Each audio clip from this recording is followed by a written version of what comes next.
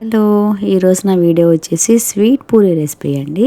ఈ రెసిపీ కోసం అయితే ఒక కప్పు నిండా మైదా పిండి తీసుకొని దానిలోకి కొంచెం సాల్ట్ అలానే కొంచెం గీ యాడ్ చేసుకొని కొంచెం వాటర్ యాడ్ చేసుకొని చపాతీ పిండిలా కలుపుకొని పక్కన పెట్టుకోవాలి.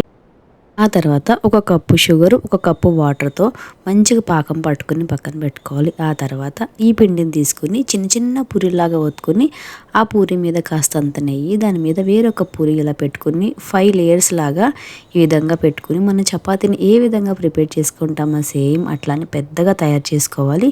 ఆ తర్వాత దీన్ని ఈ విధంగా రోల్ చేసుకోవాలండి. ఆ రోల్ చేసే ముందు దీని మీద కొంచెం కనుక మైదా పిండి వేస్తే మంచి లేయర్స్ లాగా వస్తుంది. ఈ విధంగా చిన్నగా కట్ చేసుకున్న తర్వాత ఈ విధంగా చేత్తో ప్రెస్ చేసుకోవాలి.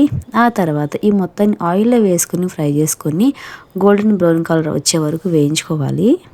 వేయించుకున్న ఈ చిన్న పూరీలని షుగర్ పాకంలో యాడ్ చేసుకుని ఒక హాఫ్ అన్ అవర్ ఉంచి తీసేయడమే.